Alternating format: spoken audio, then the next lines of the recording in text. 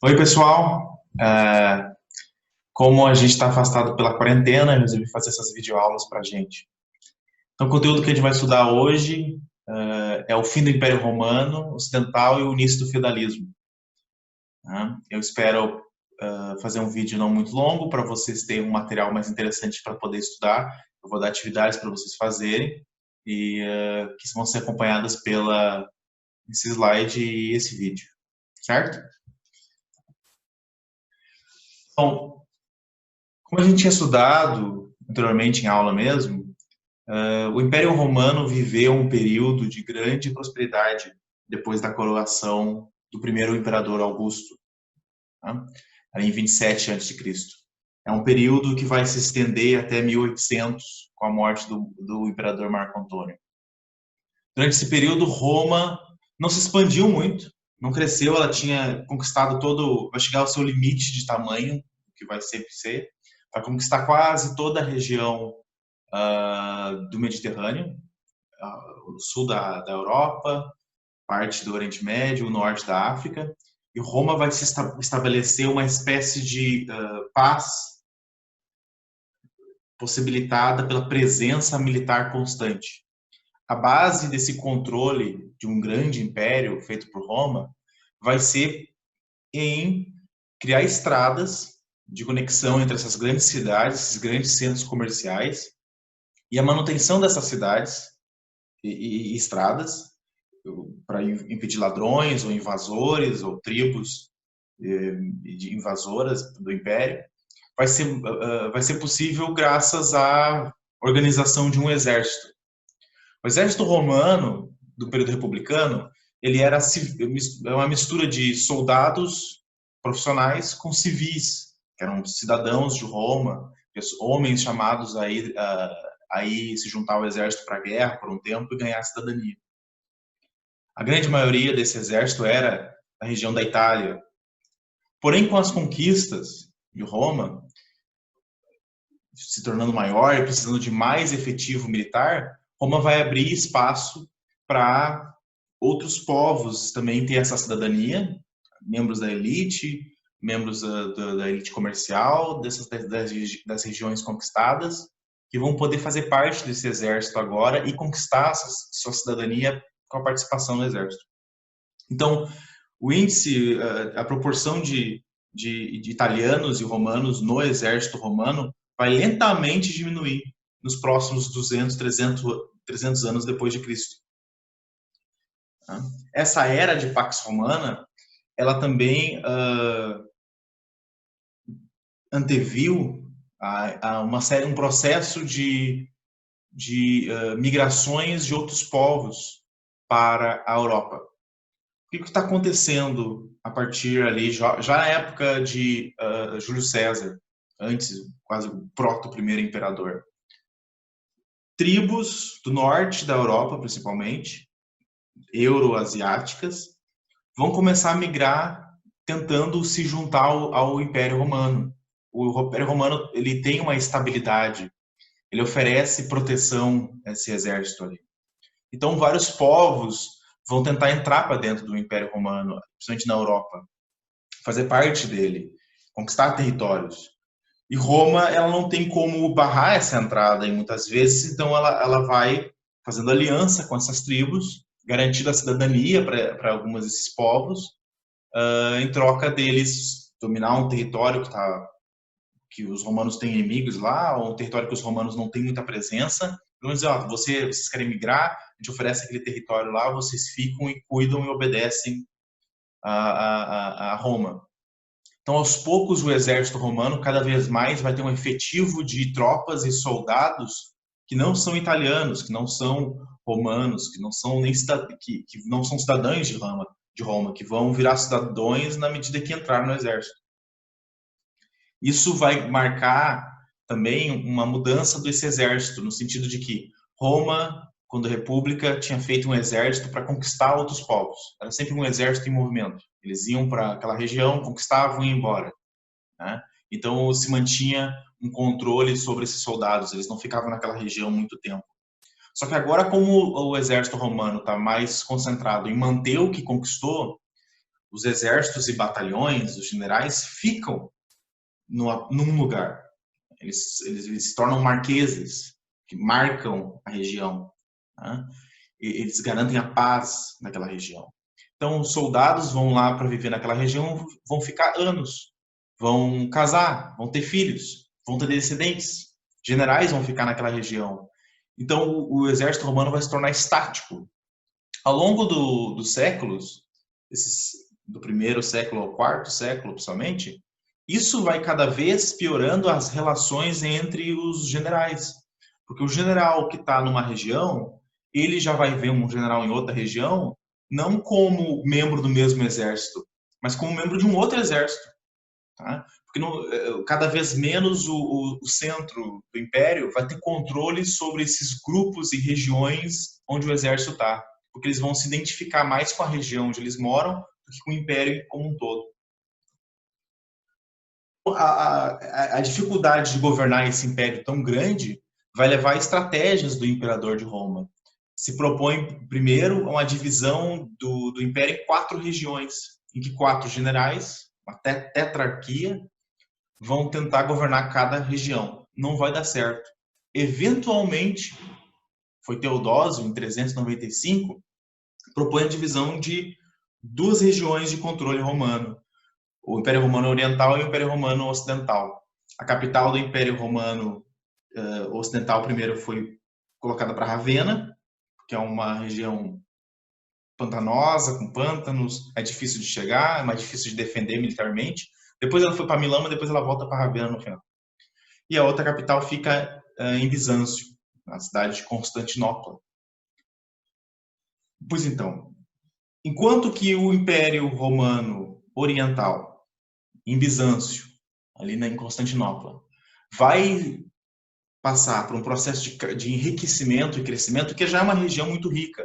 É ali que vem a Rota da Seda, depois, no Oriente Médio, é ali que tem toda uma região do comércio, é o encontro comercial entre Europa, Ásia e África, está no Oriente Médio. Até hoje o Oriente Médio é uma região super disputada territorialmente por riquezas. Então, a região do Império Romano Oriental vai ser mais rica comercial, atrai mais dinheiro. Aos poucos, o Império Romano Ocidental também vai sofrendo com um processo climático que começa a acontecer. Esse é considerado uma micro resfriamento global, em que vai tornar o clima do norte muito difícil de viver. Então, ao norte da Ásia e da África, várias populações vão começar a migrar para o sul. Esse resfriamento da Terra também, que vai afetar muito mais o hemisfério norte, ele também marca uma decadência da produção agrícola.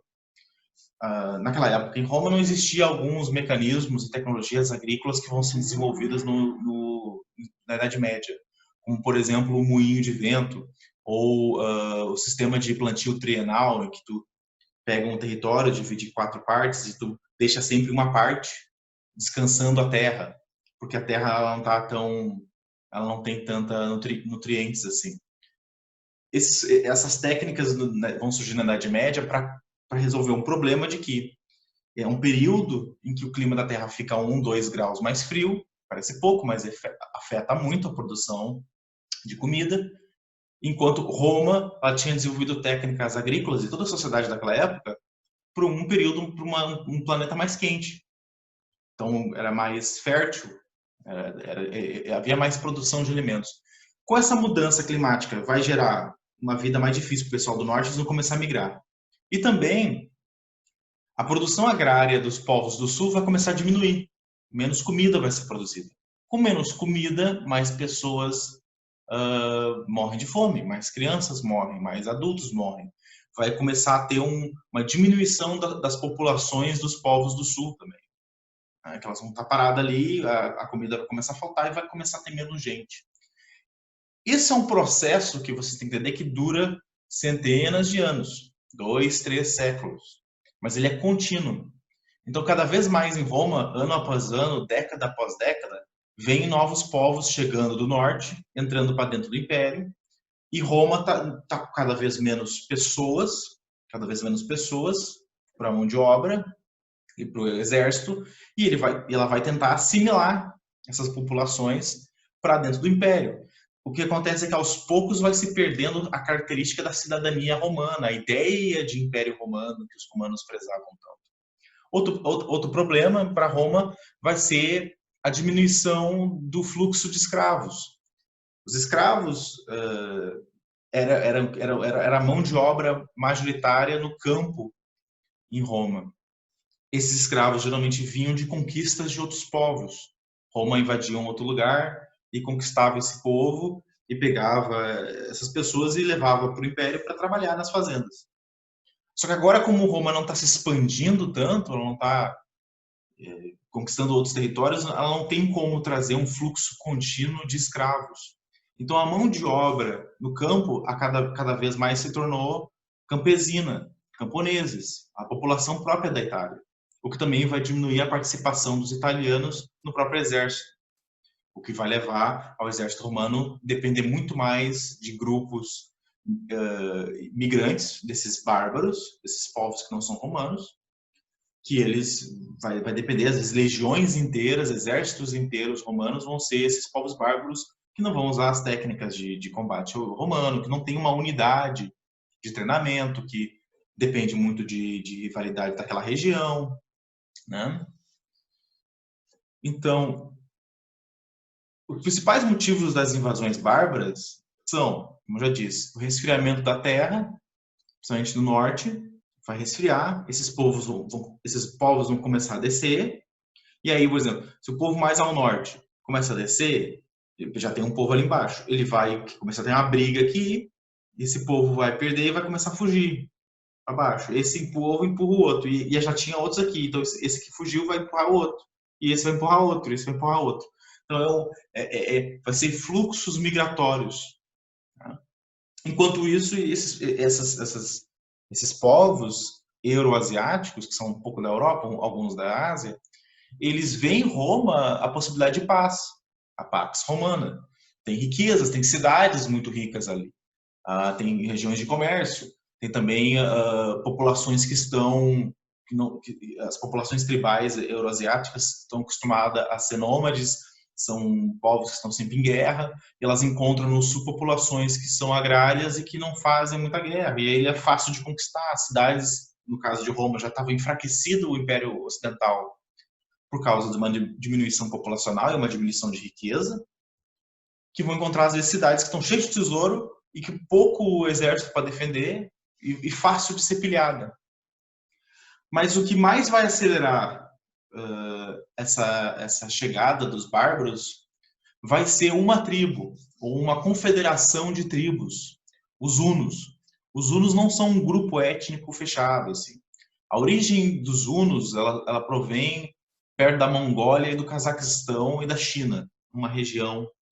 São povos nômades, andavam a cavalo, e eles viviam tudo sempre a cavalo. Um homem uno dizia-se que dormia no cavalo, sabe? Acordava no cavalo, eles não saíam, não dormiam no chão, dormia sempre no cavalo, faziam tudo no cavalo, até a carne, o bife, assim, pegava a carne e eles se colocavam para preparar a carne para comer, eles se colocavam embaixo da sela e ficavam cavalgando em cima da carne.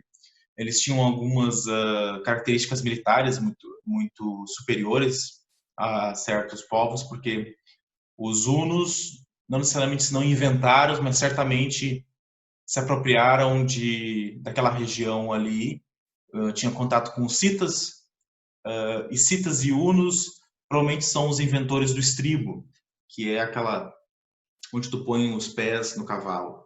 Aquilo ali, como eu já tinha falado para vocês, dá uma base para tu usar um arco e flecha e para lutar muito melhor em cima do cavalo.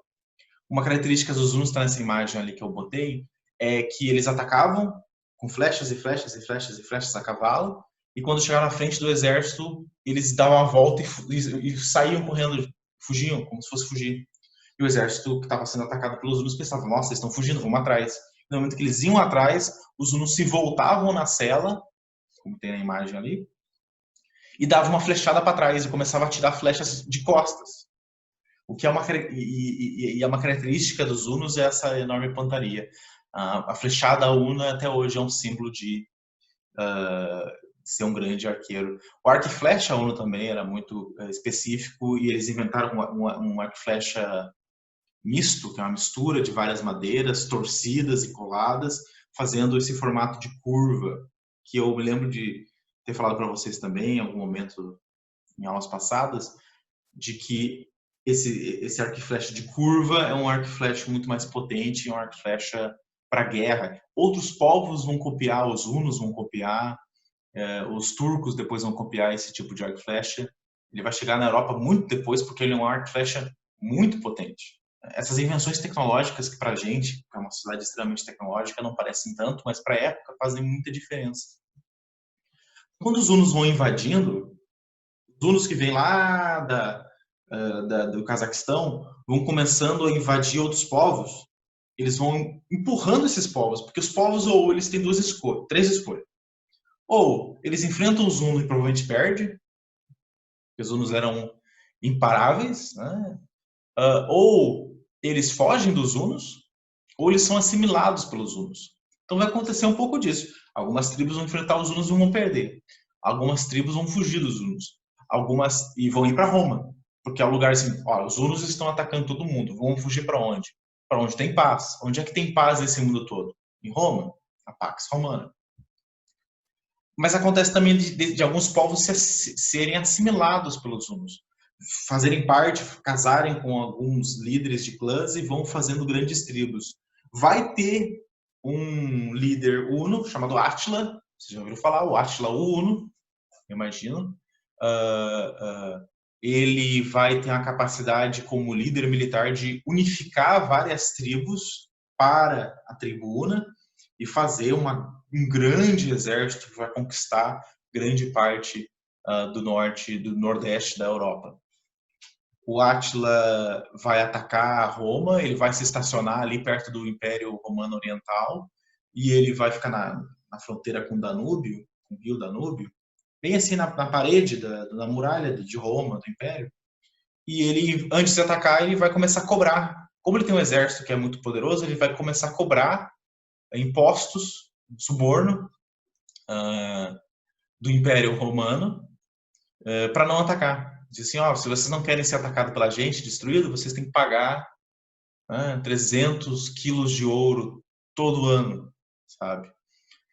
Claro que Bizâncio tenta atacar eles, Roma tenta atacar eles vão se organizando e, eventualmente, Átila ele vai atacar o Império Romano, vai destruir grande parte daquilo, vai atacar a França, vai atacar a Itália, vai atacar ali parte da Grécia e vão se localizar principalmente ali na região onde é hoje a Hungria. E ele eventualmente vai perder uma batalha contra aliados de tribos alemanas ou própria alamanos ou próprios francos e frísios e germanos que vão se unir para proteger Roma junto com o exército romano. Então Átila vai ser derrotado não só pelo Império Romano, mas o Império Romano aliado com outras tribos bárbaras. Né?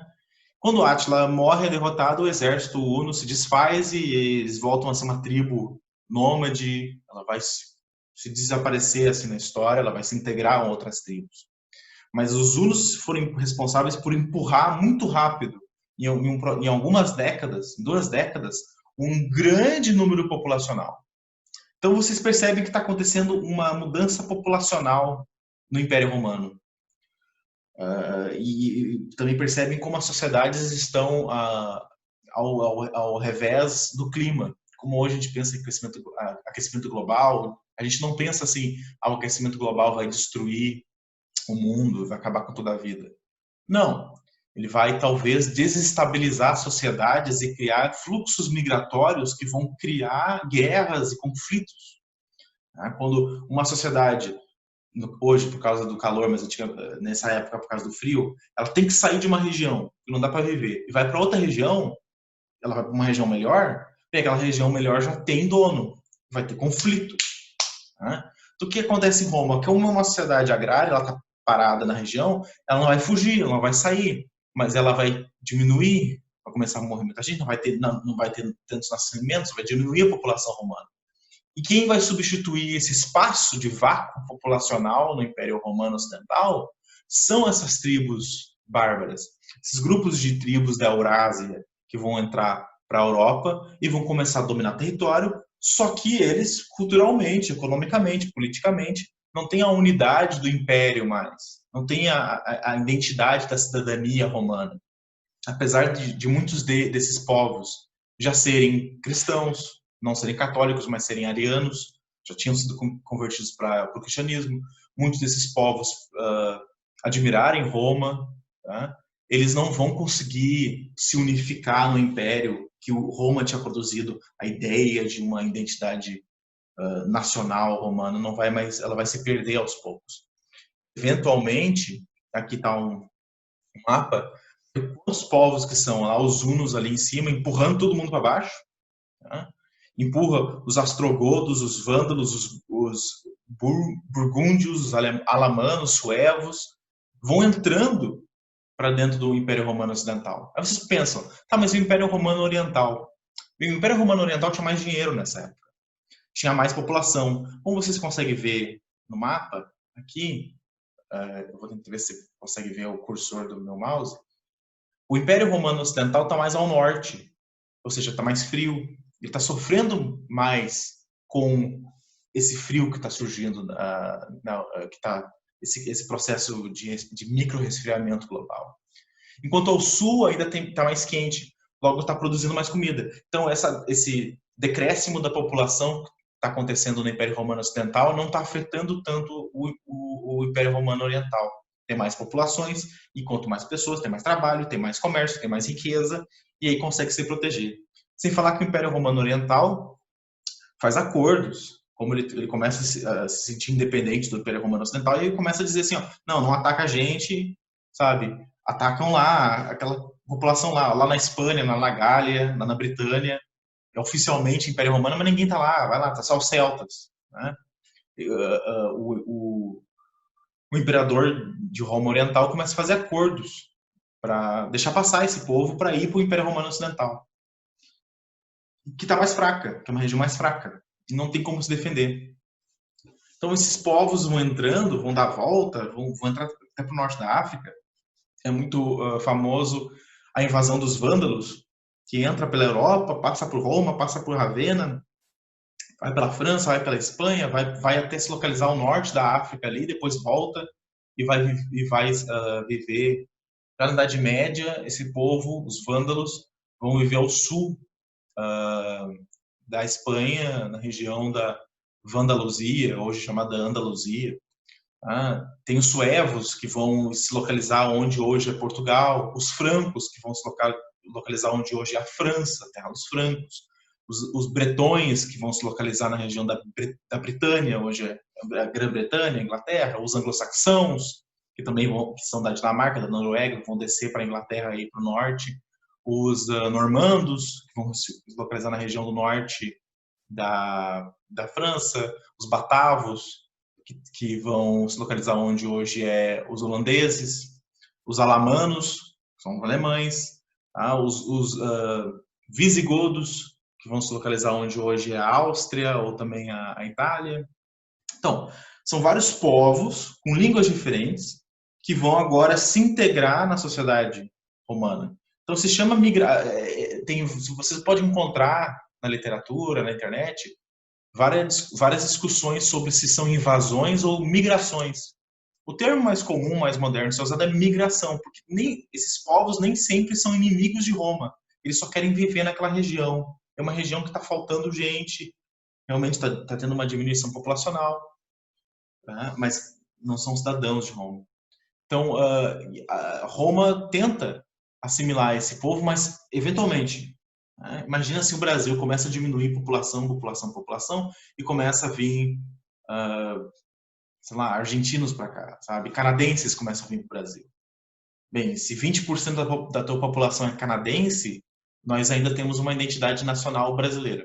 Mas vamos dizer que em algum momento começa a vir um monte de canadense, e a maioria da população já não é mais brasileira. Esse país, Brasil, existe ainda? Começa a surgir um outro país, começa a se misturar culturas aqui. Nós estamos vendo a formação de novas sociedades. E esses povos, eles trazem estilos de vida, de relação de trabalho, de religião, de economia, diferente dos romanos. Então vai ter uma integração, mas vai ter uma alteração. Ao ponto que não vai ter mais como se sustentar o Império Romano Ocidental. Em 476, um líder germano, Euríaco, é o nome da tribo dele, os Euríacos, mas uma confederação de povos germanos, lideradas pelo o general Odroaco, é um nome complicado. Ele vai conquistar Ravenna, que era naquela época a capital de Roma, de um imperador chamado Rômulo Augusto, que também já não era totalmente romano, porque o pai dele era também um bárbaro, era outro germano que casou com uma mulher ali da Itália. Então, até porque tinha uma disputa, porque o tio dele, desse imperador, o Rômulo Augusto, ele também se chamava, ele vivia na região da Dálmata, se não me engano, e ele também se declarava imperador. Então, já havia uma desestruturação do próprio Império Romano Ocidental. Tinha 2 imperadores ali, tinha 2 pessoas clamando ser imperador. A igreja, que havia sido o centro da lei e da ordem romana, ela estava em Roma, já não estava mais na capital, sabe? Já era uma cidade que estava governada pelo Papa, pelos líderes católicos, já estava independente. Então, o Odraoco, ele conquista a cidade, que já havia sido pilhada, já havia sido conquistada antes. Ele conquista e não se declara imperador de Roma, ele se declara patrício, senhor. Ele reconhece a existência do Império Romano Oriental. Tem até uma história dele juntando as insígnias do imperador e não clamando para si, mas enviando para o imperador oriental e pedindo reconhecimento dele como líder da cidade. Ele eventualmente vai anexar várias regiões de toda a Península Itálica. Eventualmente, alguns anos depois, nenhuma década depois, Odraoco morre e a região da Itália inteira é conquistada por outra tribo germana, liderada por um cara chamado Teodorico, que é um excelente nome. Dica aí, esses nomes antigos são muito legais, esses nomes da história. Mas é muito interessante que o termo pilhagem de uma cidade vem literalmente de esses povos bárbaros dessa época, que eles entravam nas cidades e saíam pela cidade capturando pessoas, mulheres, homens como escravos, e capturavam a riqueza, ouro, arte, tudo que pudesse ter valor, e colocavam no centro da cidade fazendo uma pilha. E aí juntavam tudo e o líder pegava e dividia aquilo, certo, sem partes iguais entre os líderes do próprio exército. E os romanos, o Odraoco, ao conquistar a Ravenna, ele não destrói, ele impede que seja destruído as artes. O próprio Teodorico, depois, quando conquista Roma, ele impede que seja destruído as estátuas e templos e monumentos. Esses povos admiram essa construção, a grandiosidade de Roma. Eles não têm capacidade social de gerenciar essa riqueza, essas artes, mas eles reconhecem a grandeza da civilização romana. Eles gostariam de ser Roma, mas não tem como. Ao fim do Império Romano Ocidental, esse vai ser um mapa da Europa. O Império Romano do Oriente vai se manter, ali onde hoje é a Grécia e a Turquia, né? E, eventualmente, depois vão perder o Egito também, mas isso é outra história. E a região onde era o Império Romano Ocidental vai virar as zonas de influência dessas tribos. Vai ter várias tribos germânicas acima do Danúbio, né? Ali onde é hoje Roma, Áustria, parte da Iugoslávia, vai ter sob o controle dos godos, visigodos e astrogodos, os godos e astrogodos. Ao norte, onde é parte da França hoje, da França e da Alemanha hoje, vai ser a região dos francos, região dos alamanes, burgúndios, suevos, onde é Portugal, os visigodos, onde é Espanha, ali os vândalos ao norte da Europa, eu não sei se eu falei isso aqui no vídeo, mas os vândalos, o termo vândalo, alguém bagunceiro, baderneiro, é exatamente por causa disso. Um dos primeiros povos a invadir esse Império Romano vai ser os vândalos, por isso que eles estão lá na frente. E o termo até hoje é um termo para designar alguém bagunceiro que destrói as coisas, conquista e tal. Essas zonas de influência não vão organizar em estados ainda. Eventualmente vai surgir reis poderosos entre os francos. Carlos Magno vai surgir ao final antes desse milênio. Tá? Carlos Magno vai começar em 700 e pouco, no século VIII. Ele vai tentar lidar com a expansão do mundo islâmico. E esses povos bárbaros também vão, aos poucos, se convertendo ao catolicismo. Como eu disse, alguns já eram cristãos, mas era um cristianismo condenado pela igreja, era um cristianismo ariano, que aos poucos a igreja católica vai, ali de Roma, organizando uma série de alianças, tá? Com os visigodos, com os ostrogodos, depois com os francos, aos poucos se expandindo a zona de influência. O que vai sobrar do Império Romano Ocidental vai ser a igreja católica, a igreja católica romana. Ela aos poucos vai convertendo esses povos e fazendo alianças com os líderes locais para manter a fé cristã. Né? Porém, essas zonas de influência ali, dos francos, dos visigodos, não é marcado por um reino organizado, centralizado, em que o rei tem poder de tudo. Vão ser líderes locais, senhores, às vezes, ex-patrícios de Roma, que tinha território, ou às vezes líderes, né, dessas tribos bárbaras, que eles vão organizar um forte, vão organizar o seu castelo, né, que vai ser depois um castelo, mas fortes, primeiro de madeira, depois de pedra, fortes em que eles vão viver, uma terra deles, e a população da região vai viver ao redor desses fortes militares dos senhores da terra, em que, porque é uma região muito vai perder a unidade do exército romano, não vai ter polícia, não vai ter exército de Roma para proteger essa população. Então eles vão trabalhar na região e obediência àquele senhor para trabalhar no seu território, na sua estrutura fundiária, no seu feudo. Então é o meu feudo, a minha terra, a minha lavoura. Povo, vocês querem ser protegidos por mim? Então vocês vão trabalhar para mim. Né? Vai se desenvolver uma estrutura econômica em que vai estar baseada na agricultura, na produção de bens, de comida, para essa população se manter ali. E como não tem mais o exército romano garantindo a proteção de toda a região, vai ser muito difícil o comércio. Vai diminuir o comércio, então a produção de roupa, de calçados, a produção de comida, de bebida, de vinho, de tudo, vai ter que ficar ali naquela região que tu tem segurança. Né? Essa estrutura vai marcar o início do sistema feudal na Europa, que é parte da história da Europa Ocidental. Quais são os principais fatores que levaram ao feudalismo? Repetindo. Então, a desagregação do Império Romano Ocidental, o declínio da escravidão e do comércio. Como disse, Roma parou de conquistar outros povos e parou de vir escravos. Então, a população vai ter que viver, a população romana que era, os cidadãos viviam nas cidades, agora vão ter que viver no campo, produzindo comida.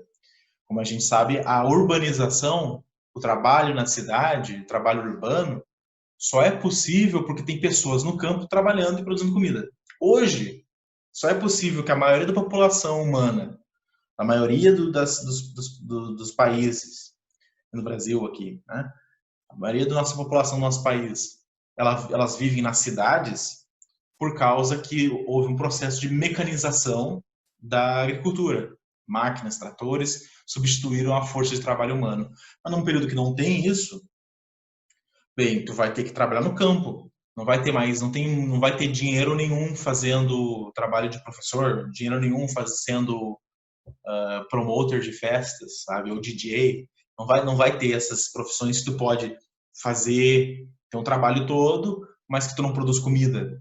Tu vai ter que ir lá pro campo, você vai ter emprego no campo, tem que ir pro campo senão não tem comida. Então a maior parte da população vai estar no campo. Como o campo, a única região que está segura, são as regiões de controle de um senhor feudal poderoso, não tem comércio também. a formação de múltiplos senhorios e reinos bárbaros independentes. Vão começar a surgir, então. Olha, eu sou um senhor feudal naquela região, eu controlo essa região, e aquele outro senhor, eu não controlo aquela outra região lá, o senhor feudal deles que controla. Então, e aí, se aquele cara tem um exército, eu tenho o meu, não tem como fazer um grande exército, por que que eu, que tenho um castelo, vou ter que servir a obediência ao outro? Vou cuidar do meu castelo. Por quê? Porque tem grupos aí bárbaros, tem tribos que não vão socializar, tem algumas tribos de bárbaras que vão até o século XI tá atacando populações na região. Os mais famosos deles são os vikings, né? Os anglo-saxões, os vikings, que é como eles se chamavam, vão atacar todo o norte da Europa direto. Está sempre atacando. Né? Então, é difícil criar uma unidade comercial.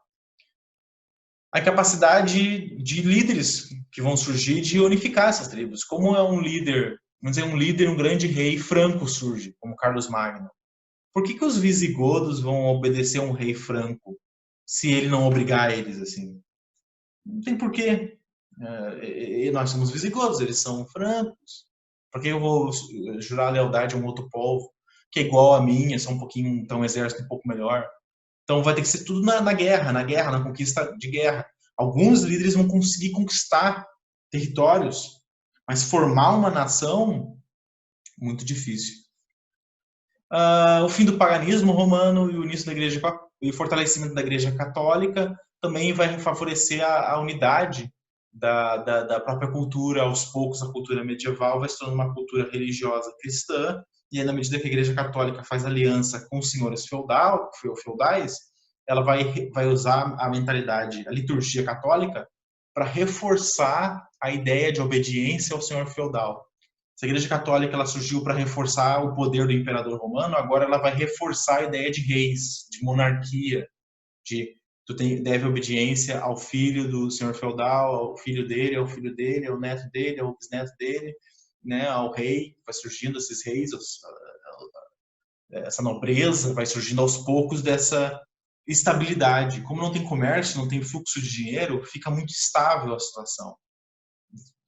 Na Idade Média, no começo da Idade Média, eu teria uma vida que seria muito parecida com a vida de uma pessoa 1000 anos depois, um camponês. Um camponês na Idade Média, ele teria a vida igual do pai dele, do avô dele, do bisavô dele, do tataravô dele. A vida não muda muita coisa. Não tem elevação social. Se tu nasceu camponês, tu vai morrer camponês, porque não tem como tu ascender para virar nobre ou virar rei, quer dizer, não tem como crescer na vida, assim, sabe? Crescer na vida economicamente.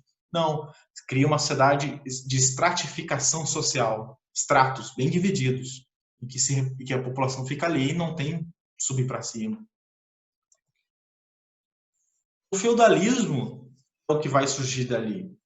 Ela é caracterizado, eventualmente, ele vai ser caracterizado por uma regionalização do poder, senhores feudais, de uma elite, de uma aristocracia rural. A aristocracia é uma elite rural, são os donos da terra.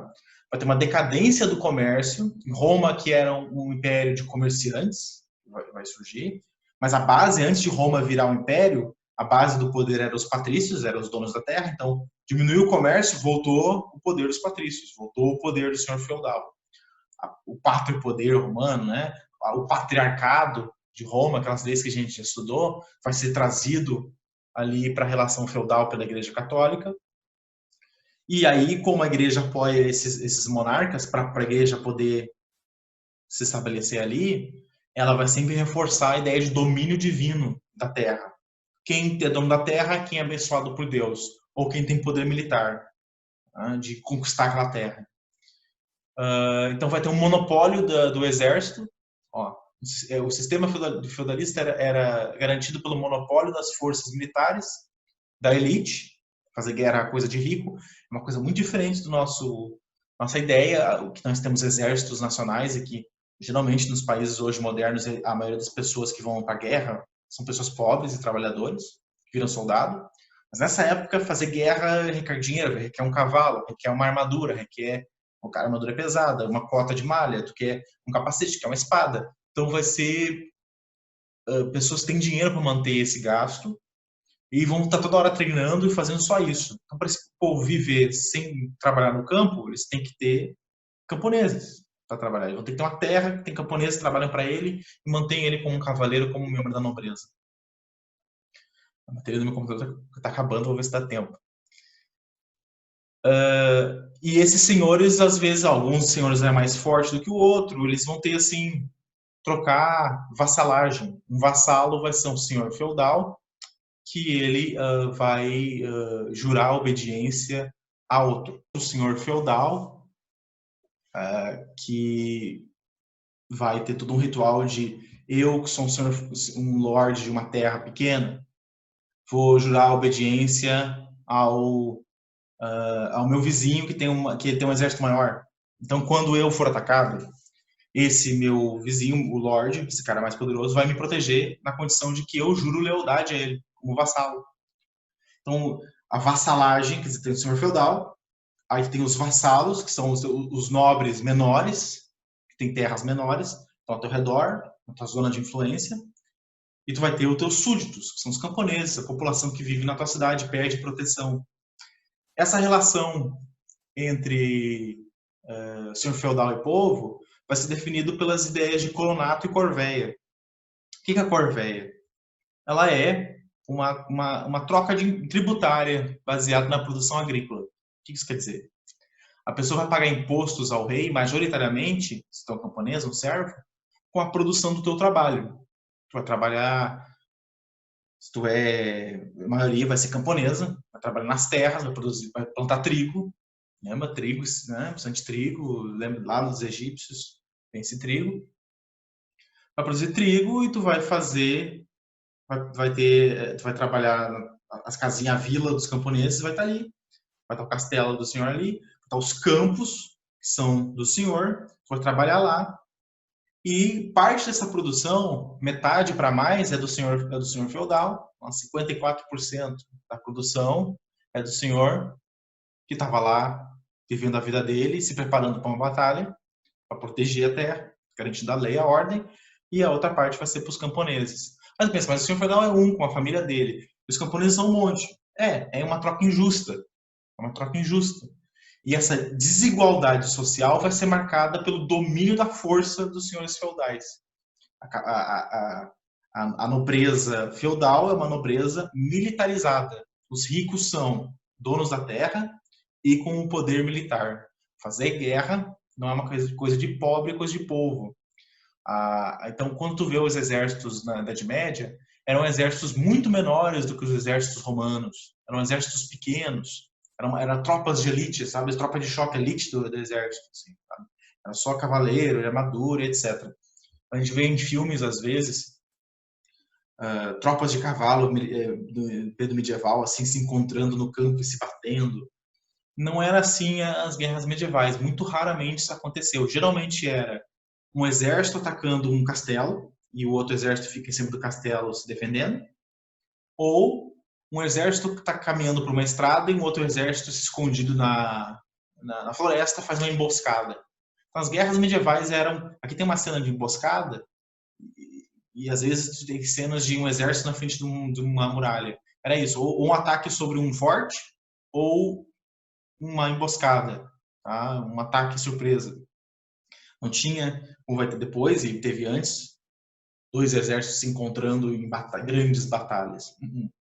Não era assim.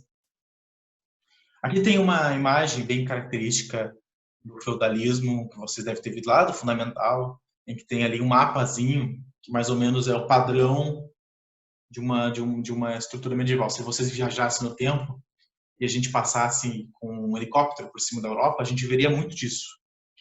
Um centro de um forte militar, às vezes é um castelo maior, às vezes é menor, às vezes é só uma muralhazinha de pedra, mas as casas de madeira lá dentro. Quer dizer, é a região em que tu claramente vê um forte militar, em que vive a nobreza, que é do controle do senhor feudal, numa região mais alta, na montanha, em volta do rio, às vezes faz esse fosso em volta. Quer dizer, é um lugar feito, uma arquitetura feita para ter defesa de invasores, às vezes de exércitos de senhores feudais inimigos, ou de bandidos, grupos de bandidos, ou de de outras tribos, os vikings, tem aquelas quadradinhos em cima, assim, para tirar flecha, né?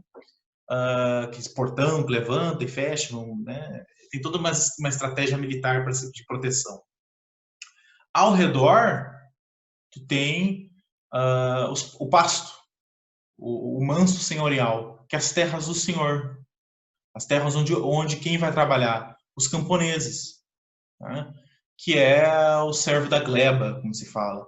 Percebe que a casa dos camponeses está fora do castelo, mas quando vem um exército atacar aquela região, eles vão para dentro do castelo e fecham o portão. Porque o senhor feudal também quer proteger seu povo, porque é o trabalho dele.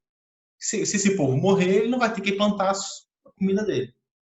Sempre tem que ter em volta do rio, sempre em volta do rio, ninguém vive sem água. Uma floresta ao redor para tirar madeira e também para ter comida. Não tem uma estrutura pecuária desenvolvida na Idade Média, com exceção de criação de porcos, algumas vaquinhas, umas galinhas. Tu não tem assim muitos pampa, não tem pampa, sabe? Que nem no Rio Grande do Sul tem um monte de gado por aí, uma região cheia de bicho, de grande porte. Não, os animais que vão ser comidos vão ser majoritariamente pescados do rio ou caçados na floresta. A caça vai se tornar um momento de treinamento e de diversão e de alimentação da nobreza. Tanto que durante toda a Idade Média vai ser proibido para a população caçar. Caçar na floresta é punido com pena de morte no período medieval. Não podia caçar a população porque os animais da floresta eram de posse do senhor. Lá ele ia caçar geralmente javalis ou raposas. Eles iam se divertir, treinar aquelas. A caçada de javali ela vai ser o melhor modo de treinar, lutar com lanças. Também a cavalo com a lança, assim, que a gente vê às vezes nos filmes os soldados, os cavaleiros se encontrando. Bem, ela começou na caça ao javali. Então, também vem da floresta, precisa de floresta para ter madeira.